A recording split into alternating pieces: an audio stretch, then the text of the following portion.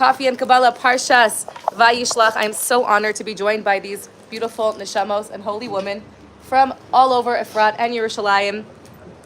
Today's shiur is sponsored by my dear friend Joni Crystal for her husband Avram Vayishlach, Avram ben Menachem Mendel. Avram Nisan ben Menachem Mendel. His neshama should have a tremendous aliyah. We know you're here with us now, and we learned a lot from you, and we hope you'll be rejoined with us again. And Hashem should comfort you, Joni. And we love you. It's Chaim's birthday. And happy birthday to Chaim Aster. Yeah. That is nice. Brina's husband. And of course, we're going to dedicate all of our learning today to Hashem's, the safe return of all the Chayalim, Shalem, Baguf, B'nefesh, and all of our soldiers should come home very soon.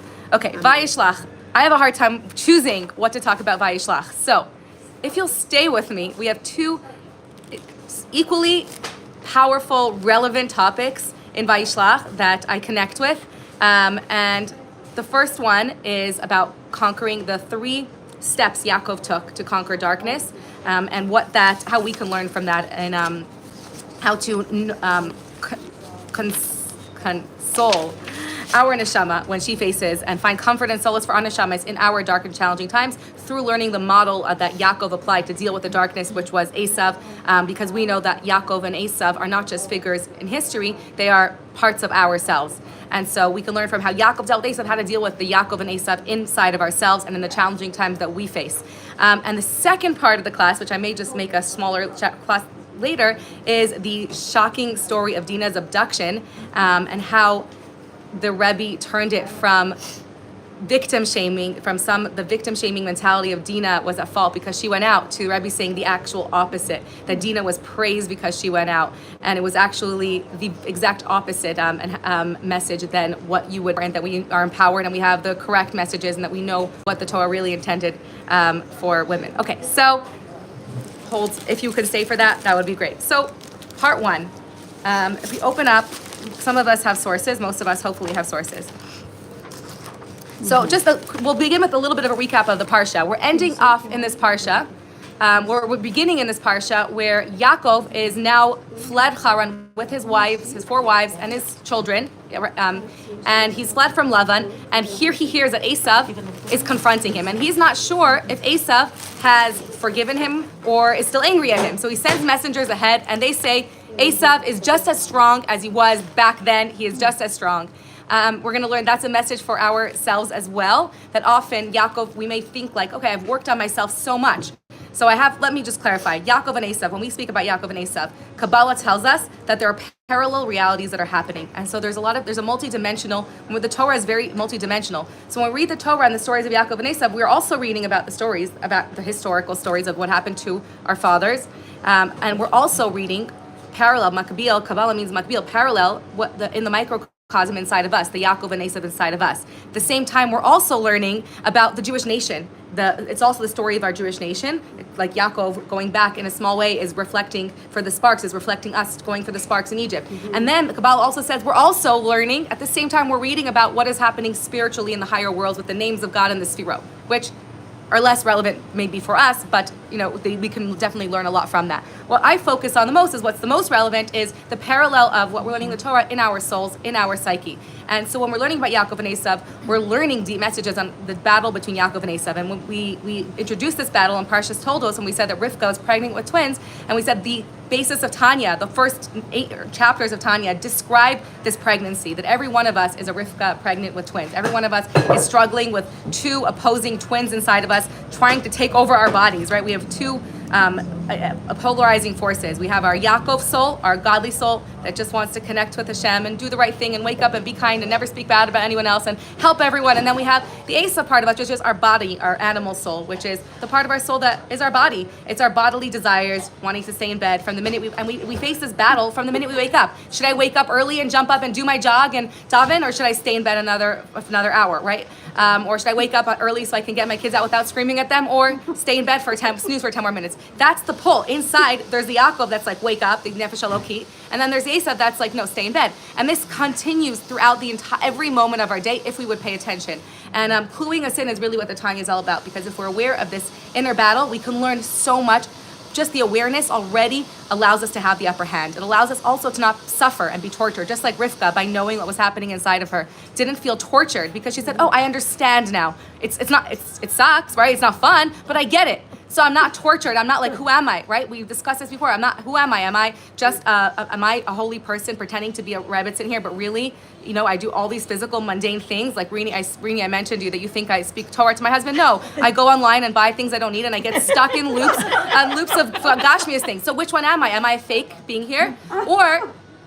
And then when I'm fully materialistic, I can't either enjoy myself because then there's a part of me that feels guilty and ugh. So it's a lose-lose, right? You suffer no matter what. If I'm indulging in my materialism, I'm miserable, I feel bad about myself, I don't feel good and whole. And if I'm just doing Torah, there's a part of me that's like, but I'm fooling everyone, I'm lying, and why do I have these bad desires? And why do I feel anger, jealousy, and all the icky things? So not knowing who I am and which is my identity is really the suffering. That it's not having these two polarizing forces that causes suffering. It's not being aware of it and being confused or being torn and torturing ourselves by not knowing. And so the knowledge that they both exist and they're both good and they're both an important part of me. My desires, even when they're bad and even when they're bodily, materialistic, are good. They keep me alive. They give me my want. They make me me. They make me desire. Those are amazing. And then the fact that I have another voice that also tells me, to tame those desires sometimes and to push me to be more than that, that's also good. And they both have a space. And so knowing that already, anyways, this is a digression. All this to say that now we're going even deeper into that mashal now, into now what? Now Yaakov and Esav are heading in this battle. And what's amazing, he says that like you think sometimes that 20 years down the line, Yaakov has not seen Esav, he's been away from it, he's worked in it, he's built a family. Maybe Esav is not so angry right now. Maybe he's like a tzaddik now, right? So some people think like I'm older now. Maybe my Yetzer Hara is not, my nefesh bahami, my animal soul is gone. Maybe when I get older, I won't have the same struggles, the same desires once I've worked myself. And he's like, no, he's as strong as ever. What's the message? That he's coming with 400 men. He's just as strong. And I heard a story when I was younger about a Chabad, like big holy chassid named Mendel Futterfass, who was asked to speak for a girls' high school, and he declined. And he said, even 80-year-old men have a Yetzer Hara. He felt like it wouldn't be appropriate for him to speak for high schools, and I was like, wow, the knowledge of the awareness that yes, I'm 80 years old, he was such a holy man, there's crazy stories about him, and to him to say, I have a Yetzer Hara as well, right? And I don't want to put myself, and I don't want to mix that in. That was just so beautiful. So yes, to know that our nefesh bahamis, our animalistic or desires, they don't go away, which is amazing because it allows us to thrive, to grow, to challenge ourselves, to be real, to make those choices, and to grow in that through that battle to grow. So now this battle comes to the head. Esav is just as strong, and Yaakov does three things in order to prepare for this, and we're going to learn that those are three things that we can do to deal with our conflict, because we are at the mercy of this conflict. And Yaakov had three strategies. When Esav was coming towards him, the first thing he did, it says he sent him. This is why I wanted the pasuk, because it's so beautiful. So he says he sent him gift after gift after gift. He spaced out the gifts. So the first thing he did is, let me find the pasuk. How do I turn the page here? To the side. What? Oh. Swipe to the side. The arrow on the bottom. Got it. Okay. Yeah? That went to English, maybe this one, that arrow. Next. Let's just go to the next Parsha. Which position? I don't know. Because mine finally woke up. I was trying to go to the next parak. Parshas Vayishlach. Right. The next parak.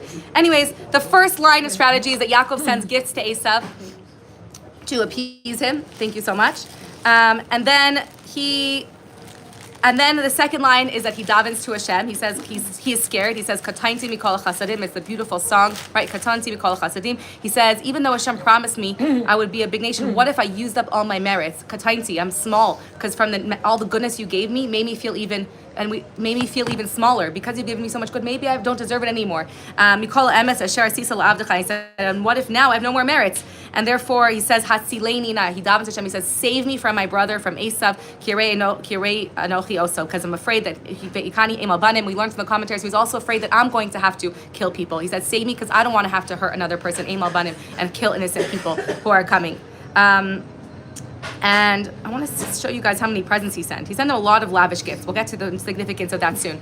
And the third thing he did is he prepared his camp for war. He said, if the presents don't work and the tefillah, and I still have to fight, so I'm going to separate my camp for war. And he did the opposite of what Esav did. He put the women behind the men. So that and Esav, it says, put the women before the men. There's a lot of Kabbalah about that and the reversal of men and women, which we spoke about during Matan Torah. But here we have, and what we learned from this is that when they came, so when this meeting comes, so he does all these three things. Let me find the pasuk. And their faithful meeting finally comes, and they kiss, and they embrace each other. Yaakov bows down 7 times before Sorry,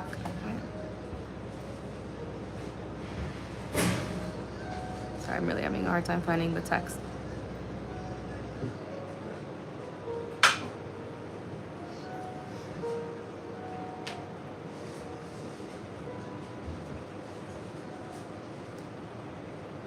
Okay, right before they kiss, they have the episode of Yaakov battling the angel of Esav all night at the Yabo crossing, which I've been trying to find every time we drive up north.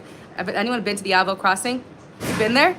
Jordan? Yeah. So you found the place where they battled? This is like my dream to be there by the... If you Google it, you can get the pin. Yes, I would love to find it. I'm always like, we're going to go to Mavar Yavilk.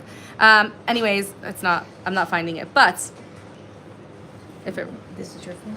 It's fine. So it says when they embraced Vayishlach, when they kissed him, and yeah, they embrace as one. Rashi there has there's dots on the letters Vayishlach. Now dots in the Torah, Rashi explains it means that it's quotations. It's like he didn't really kiss him. And Rashi brings down from the Rashabi, from Mishra Bar Yochai, that the halacha is why does it mean he couldn't really kiss him? Because Esav Sonal Yaakov is a halacha that Esav hates Yaakov. So what happened here? He kissed him suddenly. What about the halacha that Esav hates Yaakov? So he says one of two things. Either he brings down one answer is that he didn't really kiss him with his whole heart. It was a fake kiss.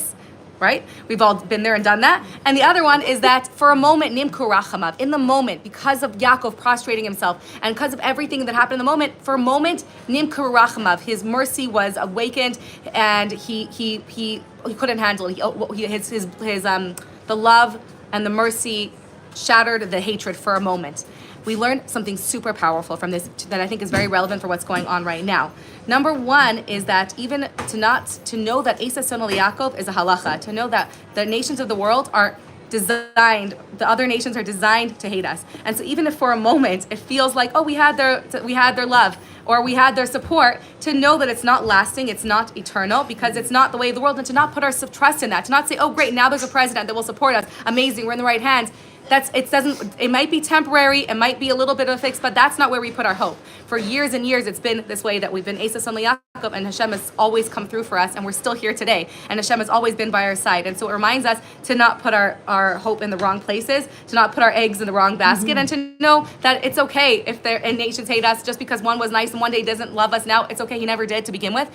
But then on the flip side, there's an even deeper message, which goes even beyond, which is that there is the possibility of nations, Nimku Rachamav, of the nations seeing the beauty of Am Yisrael and being on our side and coming to see our greatness. And when does that happen? And if we look in the text of this week's Parsha, we see that it happens when Yaakov tells Esav, what was the message he sent to him? The message he sent to Esav was that send my brother the message and tell him, Im Lavan Garti, with Lavan I lived, Taryag Mitzvah Shamarti, right? Rashi says Garti is the anagram of Taryag, 613. He says, tell Esav that I've been living with Lavan, right? I've been in a depraved society, and I've been proudly Jewish. I've been keeping all of the mitzvot proudly, and I have my Jewish family to show for it.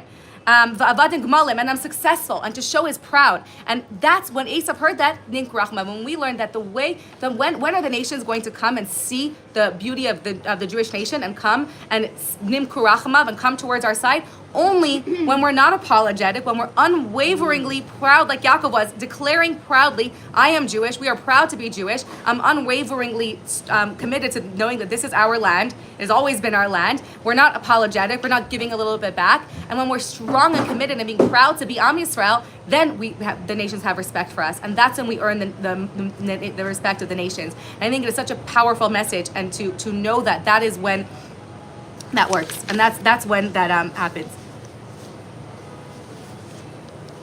My brother-in-law is a shliach on campus, and on campus there's protests everywhere, and the Jews feel like so like apologetic about being Jews. They have to hide their Magen David. So what he does, he's amazing. Wherever he goes, he sees Jews.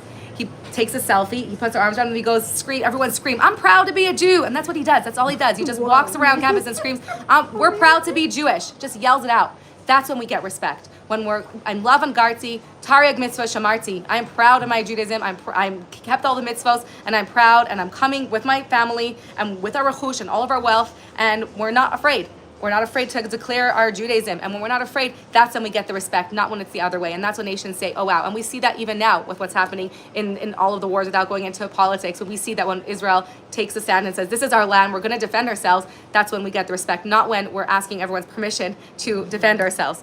Just make a comment. Yeah. Just growing up as a little girl, I grew up in a non-Jewish area. We had this big sukkah in our yard, and so it was a very not Jewish area. And I never experienced any anti-Semitism. And when my father died, there were a lot of non-Jews at the funeral. Mamash Chabad, mamash very, very special.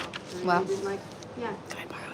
So it's a pronounced statement. If you have a big sukkah in your yard, they're like, what's that? Right. Not out of hatred, just out of interest. So yeah, totally works. Like, yeah. What? Yeah, and I would even say in a personal way, a lot of times, I think we're maybe like at least I'll share for myself. I feel apologetic for maybe things that I have that I'm like trying to diminish because I feel bad taking up space, or I feel like someone else will not have room to have space for anything I'm proud of in my life, or any accomplishment, or anything I feel full of. We hide that, and I'm not saying we should, God forbid, boast, but when we come from the thing, like the way Yaakov said it is, that Vayishlach, he saw his wives and his children, and he said, who are these? And he proudly said, these are the children, asher chanan Elokim es abdecha. These are what Hashem gave me. And so that really beautiful balance is not being hiding what Hashem gave you, but also just knowing that I am so blessed, saying these are the blessings that God gave me. I'm so blessed that God gave me these things. It's not me, it's not my accomplishments, but to be able to have that whole humility. And part of the humility is knowing that Hashem gave you so much light, and it's from Hashem. And to be able to say, yes, I have light, and it's all from Hashem. And if Hashem gave you that light, maybe you could have done more with it, but this is the light Hashem gave me, and to be proud of the light that Hashem gave me. And when we reflect it back to Hashem, Asher Chanan, Hashem with his chen and his graciousness undeservingly gave me all of this, then I come with that gratitude, and then that spills over to other people, and it doesn't make people uncomfortable. It makes them feel like, wow, I can also be a light of Hashem. There's also space for me, and it's a light that allows space for others as well. That was just a side point, because I think maybe just me, I'm sure if I feel that way, it's probably not the only one who struggles with feeling like that struggle of being proud of not just of my Judaism, but proud of my neshama, what Hashem has given me, in a way that doesn't take up space to make another person feel threatened, but rather, wow, that's a Jewish nation that I want to be like. They are light. Just like the Jewish nation, when we're stand up, like that's a nation that we should learn from. Let's learn how they are, and let's be like that. Let me also own my light. Let me also be proud of the light Hashem gave in me, and be grateful every day, and wake up and say, thank you, Hashem, for the light that you gave in me that you gave nobody else. The light that only I can shine in the way that my light can reflect. Okay, so now that takes me, before we go into the three things that Yaakov did and how that reflects how we can find solace for our neshama, first we have this story, which is really powerful. This whole theme of this week's Parsha is vanquishing darkness. Really, Kislev is all about vanquishing darkness. It's the darkest month, and we're bringing the light of the Hanukkah into this dark month. And this whole Parsha, and Yaakov's whole life was the vanquishing darkness. We said that Avram was a morning person. He established Shacharis. He was the first. He was new. Vayashkim Avram Baboker, his challenges were in the morning. Yitzchak was an afternoon person. His life was in the mundane, in the day-to-day, in the digging wells, in the mundane, and Vayetze Yitzchak L'suah Lifnos Erev in the afternoon. He was in the day-to-day. And Yaakov's entire life, and Yaakov representing Am Yisrael, was a night person. His whole mission was in the night, was to battle the darkness and to battle the night. All of Yaakov's key moments in life, when he had the dream on the ladder, all of his key transformative moments, what says, were at night, Balaylahu. And now we face Yaakov's ultimate darkest moments. And so if we look at this picture, that this whole Parsha and the story of Yaakov's life was vanquishing darkness, was battling with darkness, where he was sent to Haran, not like Yitzchak and Avram stayed in Eretz Yisrael for the most part, for the most of their lives, but Yaakov spent most of his life outside of Eretz Yisrael and then in Mitzrayim.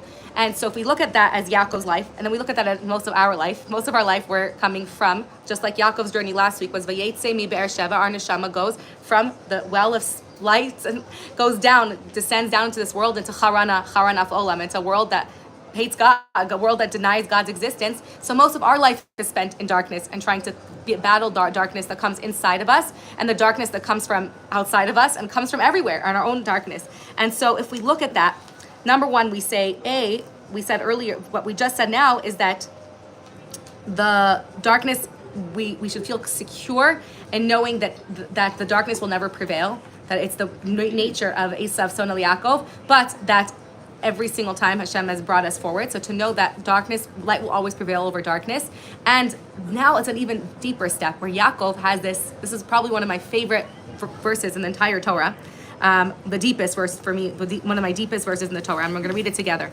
So this is after Yaakov sends the gifts, prays, splits his camp. He's still waiting. It's the middle of the night, of course, because this is where Yaakov's life happens at night.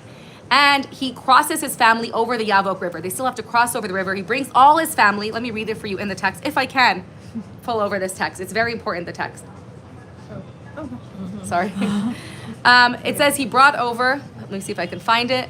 It's before the meeting. This is before the meeting with Esav. So that's why I'm saying this first. This is the story of Yaakov encountering the Sar of Esav.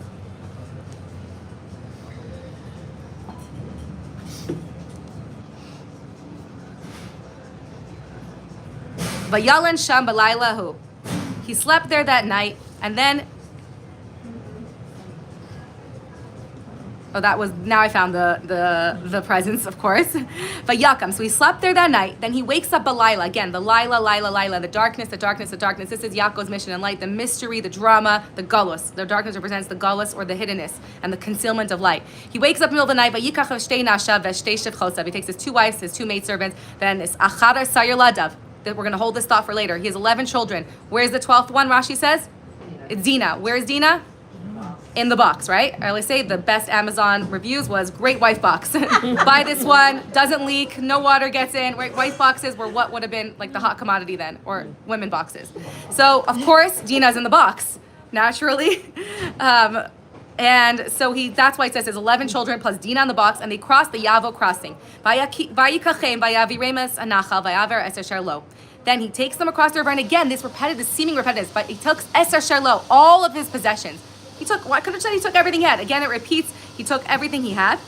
Vayivatzer Yaakov Levado. These are my favorite words. Vayivatzer, there's actually a song, I don't know if anyone knows it. Vayivatzer Yaakov. It means, and Yaakov remained alone. He was left alone. Vayavek ish imo, and a figure wrestled with him ad alos hashachar, until the dawn. Again, Yaakov's battle is at night. The morning comes, his battles are gone because he's a night man.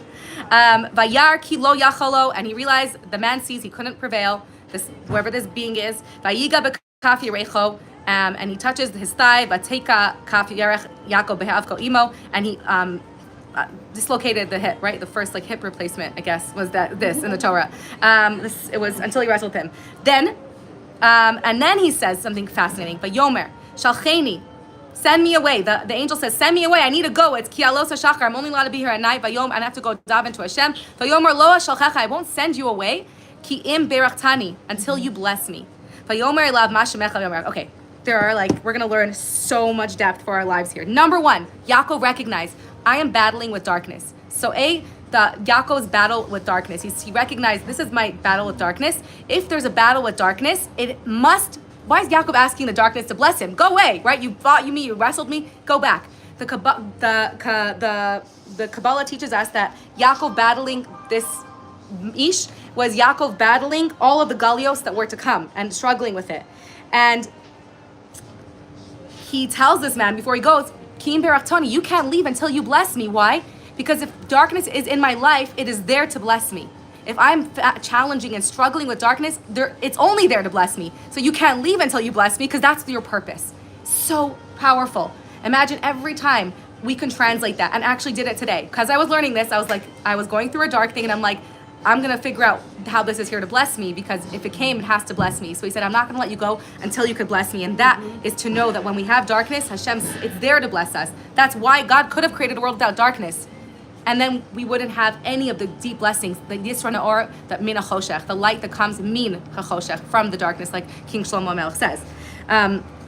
In Mishlei. So number one. Number two, let's go back a little bit. Why did it say he took all Allah Shakol Sharlo? Why do we need to know? First of all, why did he go back? Let's go back a little bit.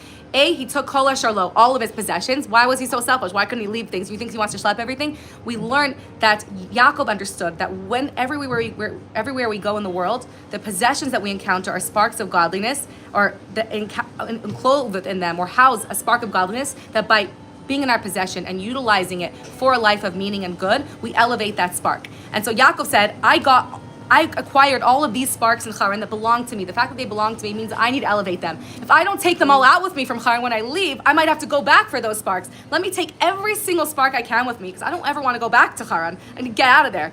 And so when he crossed the river, it says, why did he go back? The Pasuk Rashi tells us that he left, Rashi on Parashas Lamed Beis, Shachach pachim ktanim v'chazar leim. He left a few small jars and returned to them. For them. We learn in Zohar in the Kabbalah that that's a euphemism or a hint to the small jars of oil for the menorah, that this is where we find the small jars. He went to find the last few jars. Maybe in these jars were the potential for the later jars of oil, where there's a lot more significance on what those few jars are. Looking for that oil that remains, even when all is dark, even when there's no hope, there's still that oil in the essence of your soul. There's still that light that's there. Anyways, that's that. But he went, Kabbalistically speaking, he went so that there wouldn't be any sparks left. That he wouldn't that would have to be in his domain to elevate, so he wouldn't have to return to get those sparks later on in life. And this is a foreshadowing of what happened in later on when in Mitzrayim, when we were leaving Mitzrayim. Hashem says, please take everything out with you. In Vayinatzor, he said, go back and take everything you can. And Bnei Yisrael were like, we just want to leave. And Hashem said, do it for me, because of my promise to Avram. And we speak about that then, that it was so vital and important for Hashem that we take everything out of Mitzrayim. It says, Vayinatzlu, they emptied out Mitzrayim. Why? Because Hashem said, I don't want, you were in Mitzrayim. The whole really the higher vision Hashem told Avram is that I'm going to funnel all of the sparks of godliness into Mitzrayim through the famine, through all of the wealth in the world being funneled into Egypt. Then the Jews will be there, and you'll take it out with you into the Jewish domain, into your possession, and elevate it with building the Mishkan and using it for godly purposes. Then Mashiach could come in that vision if we had all of the sparks taken, and we wouldn't have done the Chet Egel, etc. But that's the vision. So Hashem says, take all those sparks, and that is really the reason why we're commanded not to go back to Mitzrayim. Because we only need to go places. The places Hashem sends you, when you find yourself in random places, you're there because there's sparks that your neshama needs to elevate. Which is why, by the way, the Chabad kids memorize the psukim from when they're 1 or 2 years old, from when they could speak, because we know that if we find ourselves somewhere random, it's not random, we're there because there's sparks we need to elevate, and we can elevate it by saying psukim from Torah over there. And so we want the kids to know a pasuk by heart, so wherever they find themselves, they could say psukim of Torah, so that they can elevate those sparks of where they need it to be. This is a long digression. All this to say that Yaakov was foreshadowing taking all of the sparks, just like we needed to take all the sparks so we wouldn't have to go back down to Mitzrayim. We're going to go into this way deeper later on, closer to the Shemos, in Chumash Shemos. But that was message number 2 of why he went back for the sparks. But now we see that he is battling this night. He realizes that there has to be a bracha from this, and he asks the angel for a blessing. And the angel, this is the amazing part, the angel says, okay, you're right, and there has to be a blessing. What is the blessing he gets from battling darkness? What is the bracha we get when we can look at our darkness and say, what is the bracha in this for me? What's the bracha the angel gives him? Let's read it. You remember what the bracha is? The angel says, Ma shimcha, what's your name? Thank you. He says, Ma shimech, what is your name? And Vayomer Yaakov. And he says, my name is Yaakov. Vayomer lo Yaakov Yemeret Shemcha.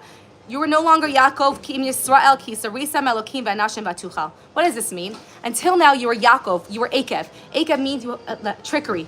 It was cunningness. Until now, you had to get around everything you did have to be through cunningness, tricking your to get the brachais and running away, and love and tricking you, and everything was done in a roundabout way because of all the godliness. But from now, because you battled with your darkest demons, you were able to go into your darkest self, and be alone, and have this battle that only on your own you can do. This battle that needed to be Yaakov alone. Now that you've done this and you've come through this darkness battle, and what did you come out with? That it's a bracha. That you need to come out with a bracha. The bracha is that you are going to reach your highest potential. I'm not going to give you a bracha from someone else or from somewhere else. The bracha is in you.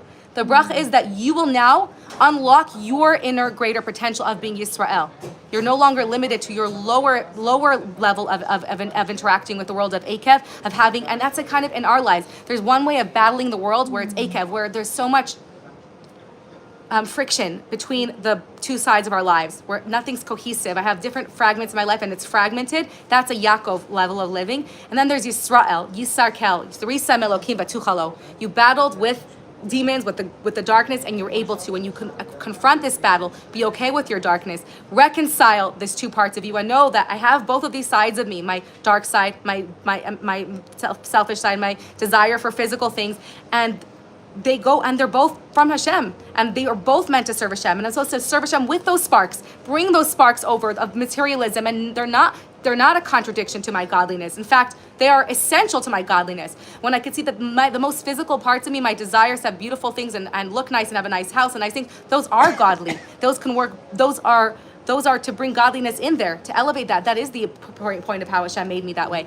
And when I can synthesize those two, and I can look in those darkness and see the bracha, then what his bracha was, that you will no longer be Ekev. You're no longer going to be struggling. That Yaakov struggling with the struggle is going to be a little bit less. We're still going to struggle.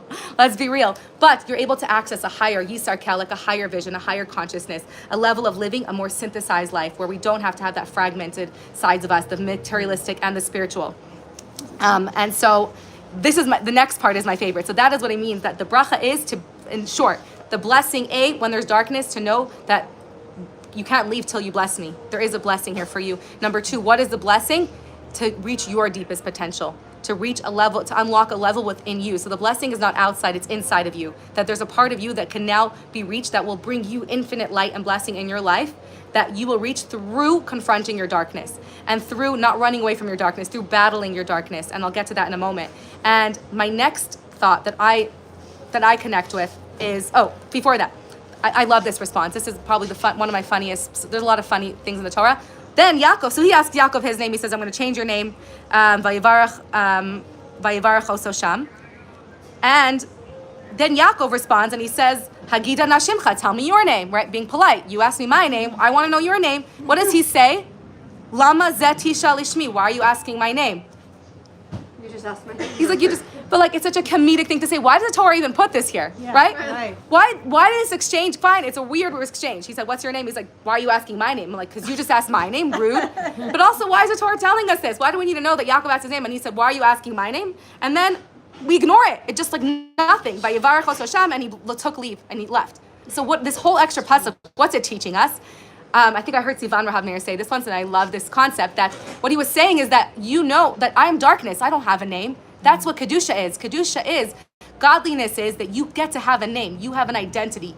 Your name is your essence, your identity, your rootedness. You're rooted. Your name of your avos. You're rooted to the chain of, whether you're born Jewish or not born Jewish, you are still rooted to all of your ancestors that you are now linked to.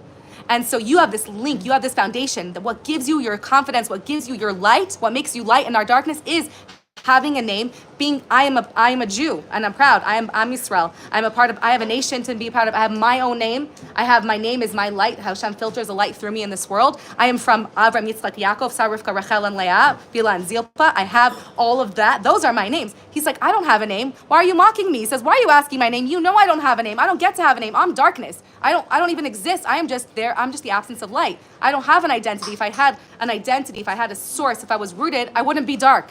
And darkness is that lack of being rooted. It's not knowing your name. And in ourselves, we also have that. When we feel dark sometimes, it's I don't maybe know who I am. I forget my name. I forget where I come from. I forget that I have a whole nation behind me. I forget that I have a chain going back, tracing back thousands of generations, holding me up, and that I'm there. And then I feel dark and lost and alone and empty, and I feel this void because I forget my name, and that's what darkness is. So Lama Zati Shalashmi is such a powerful thing. He's saying, why are you asking my name? Don't mock me, but like you know, in a way saying we don't have a name. Darkness comes to us, and darkness doesn't have a specific form either. We do. We have a specific set of pochos Hashem gave you that He gave nobody else. That you are a refraction of Hashem's light in this world that no one else can replicate. But darkness just becomes whatever it needs to be in that moment. Darkness can come to us as sadness, as depression, as failure, as shame. Darkness just takes on, it has no identity. It just takes on whatever form it needs to make you sad, to give you that pull down in order that you rise up from that down, from the yerida, from the falling down. It'll propel you and push you and pressure and propel you to very high places. So that was a very deep thought for me about not having a name and having a name. Okay, going back now, finally, any loose ends? Okay, finally going back to the 3 parts of Yaakov's battle plan and how we can integrate that into our battle plan with our darkness. So step 1, and this is really counterintuitive. when we are facing this inner dilemma and this challenge, and Esav is coming to us with our full force, Esav, our negative side, my desires, my shame, all of the baggage I carry, all the darkness I hold inside of me, and all the darkness in the world around me, right? I open up my phone, I face the dark, you can't open up social media without seeing anti-Semitism and darkness and tragedy. So what do I do with all the darkness in the world? Yaakov is saying, what do I do? There's this darkness coming towards me. What am I meant to do? And I think we all have that as a nation and as individuals. Every day we might wake up and feel like, what do I do with all the darkness? Or as a nation, what are we supposed to do now? How do we move on? And how do we deal with all this darkness? And there's three steps that Yaakov gave us that can gives comfort and give us direction. Step one is super counterintuitive. Yaakov says, send presents to Esav.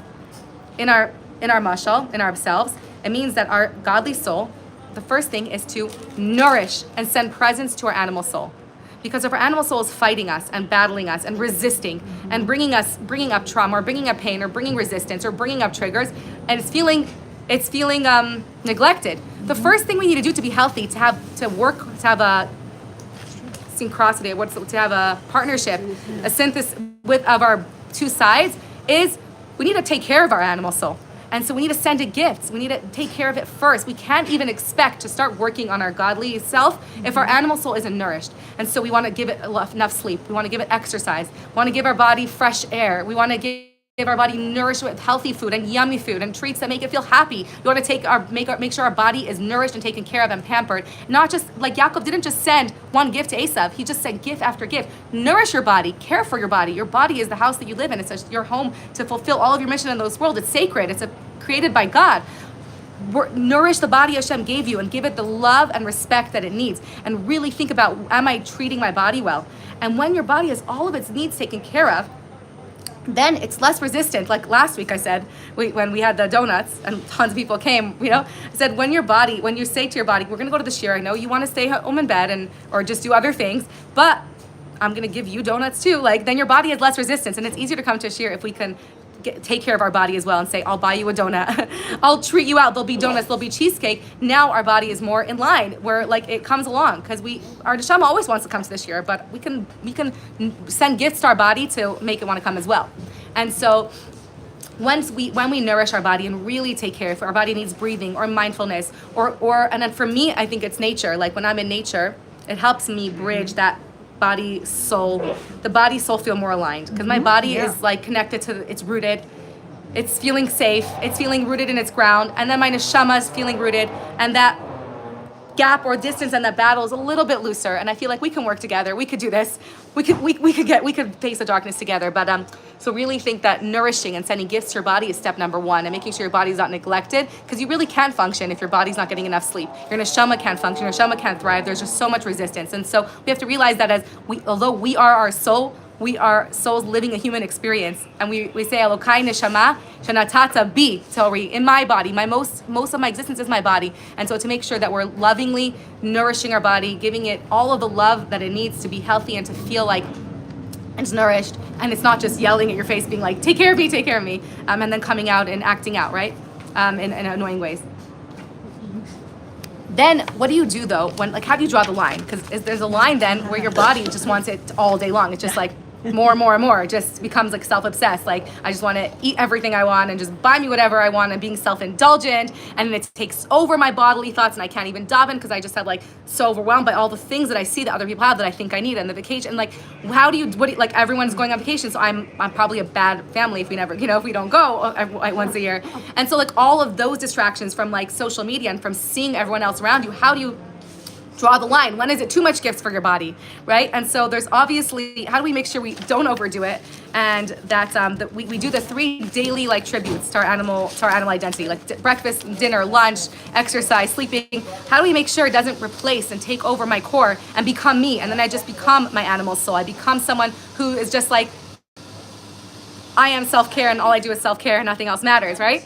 And so for Yaakov, when our bodily desires, and for me this happens sometimes, if it's Black Friday, or I'm drowning in sales, and I'm drowning in all the things I think I need, Yaakov literally said this. He said, Hatzileni na. He said, when you feel like you're drowning in your materialism and your bodily desires are taking over and you're drowning, and I felt this even more in Chutz La'aretz. Before I came to Israel, I felt like I was drowning in materialism on like Zillow.com, and like I needed a nice house, and drowning in like the need for things that I thought I needed to have, to the point that like I need to have a nicer wig, and it was so consuming, and I really felt drowning. Like my soul is like crushed under the weight of all the things available. And so what do you do in that case? And still in Israel, but less, because just people like there's a little, I believe that there's a little bit less tzimtzum. There's less of the coverings. You see more of the essence. There's less billboards, especially in Efrat, telling you all the things that you need. And so, and spiritually and like, you're not online at the grocery store seeing I have to lose all my weight 2 weeks after I had a baby, you know? There's less of that crushing pressure of the body. And so we have less of it, but at the same time, it's not gone, right? 20 years later, Esav's still as strong. So what do we do when we're drowning in all the materialism and all the bodily desires? Or even if it's not materialism, if it's jealousy, if it's my bodily car, if I'm jealous, if I feel like Magieli, I don't have enough, or I want more, or if it's, God forbid, challenges my life, what do I do when I'm drowning? So he says, what does Yaakov do at that moment? He turns to Hashem and he says, Hatzileni na miyad achi, miyad Esav, ki yareni oso. Save me from my brother, from the hand of Esav, from the hand of my brother, from the hand of Esav, because I'm scared of him. I can't do it on my own. And that's what we're supposed to do.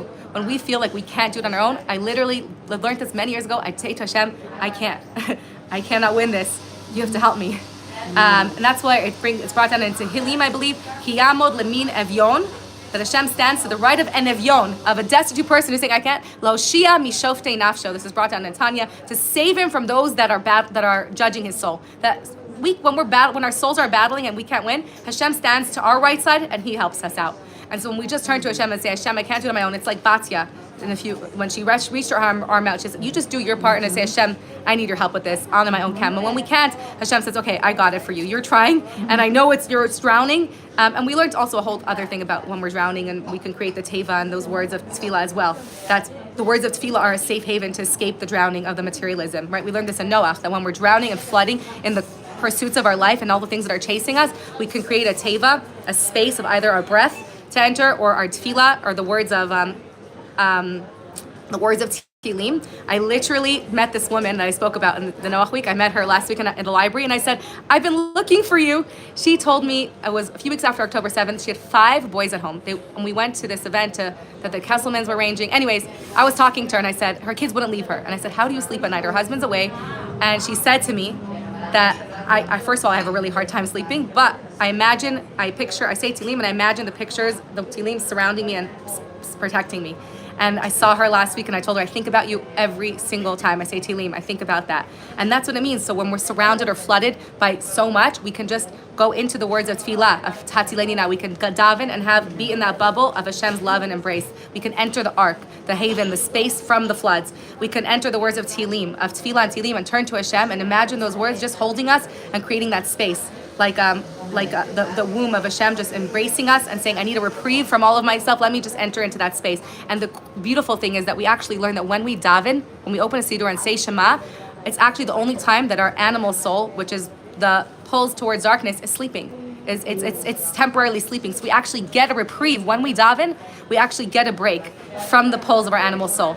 And so starting off our day with moda'ani and davening allows us to get a break, and allows us for the rest of the day to feel like we have the upper hand, and I can get a break and not succumb to my animal soul, rather be on top. I can nurture you, but I'm not a slave to your desires.